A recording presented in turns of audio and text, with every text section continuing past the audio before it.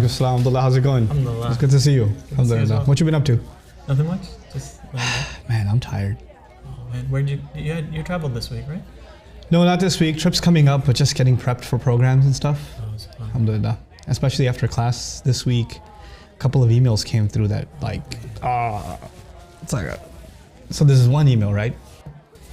This lady emails, it's a really long email about how she's read that the Quran never talks about covering the head, right? Now, it's not a messed up thing necessarily, but she says, I read the ayah and I read, what it says in Surah number 24, Surah An-Nur has the ayah, right?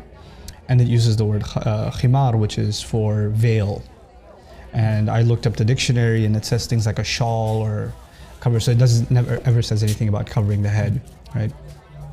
And I start thinking, is this a common confusion, or is this just this one-time email? Yeah. So I do a little digging and it's actually extremely common. Like a lot of people think that the ayah is not talking about covering the head at all, right? So it's a really common confusion. I didn't know. So one of the things I really want to do is kind of address this in a sane way. I'm not interested in getting somebody to wear hijab. That's their decision, right? But at the end of the day, if something's being said about the Quran, we have to be honest. And what is it saying? And there are people who would like it to mean something it doesn't mean.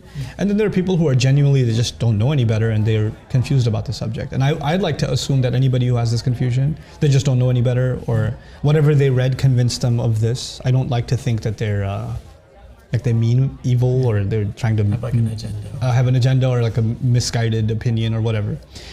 So the cool thing about Arabic, right, is that for covering the head, just covering the head, there's 9 different words. Wow. And one of them is khimar, right? So you have, miqna'a and mighfar, and there's all these bunch of words. And that depends on if it covers the head and if it's up to here, if it's up to here, if it's up to here, depending on the length, each has its own kind of meaning. And in Old Arabic, the word khimar, which is used in the Quran, now, you and I know commonly we use the word hijab. Yeah. Hijab is actually not a word for head cover. It's actually a word for barrier. Like a wall could be a hijab. A curtain could be a hijab.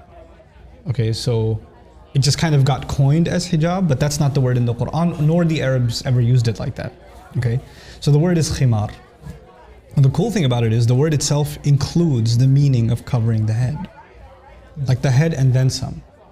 And it's used before Islam.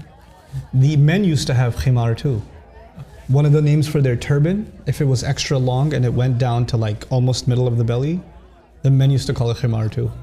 And then it's so cool. The women had different fashions or whatever.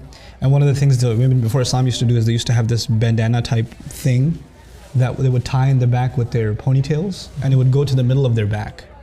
So they wouldn't drape it in front, they throw it behind them. That was also called a khimar.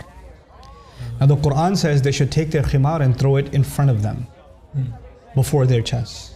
In other words, the only difference is keep the khimar, but just use it. The head cover is already included in the meaning, just use it to cover the front also, right? And it should be a certain length. That's the meaning. And somebody argues no, but the word khimar, it just means shawl, it doesn't mean head cover, whatever.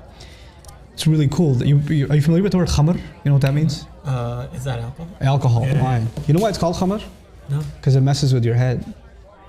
Khamara blocks your judgment. Khamara literally means to cover, and it's called khamar because it messes with your mind. It creates a block in your mind. It's almost as though your head is covered up with something when you take khamr. It's part of the meaning of the word. We're not even talking about the Islamic meaning. We're talking about Arabic itself. Back in the day, they'd see some horses are funny colors, from the neck onwards it's white and the rest of it's brown or something like that. They would say that horse is mutakhammir. It's like it has a khimar on. So, how are you going to explain that as the horses don't have shawls on? Yeah. It's just the length. It's just a length, and it's covering its head, and it's up to its neck and all the way down. So that's why they're calling it a khimar.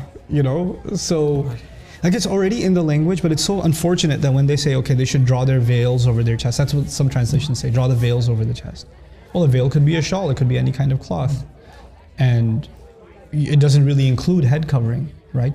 But the Arabic word does. And so I feel like a lot of this confusion comes because people don't pay attention enough to the original language. and how a lot of translations, they oversimplify the issue and we start coming to drastic conclusions. But I think that even if you talk about all of this, like somebody gets upset and says, who are you to tell me that I have to wear this or that? I'm not anybody to tell you anything.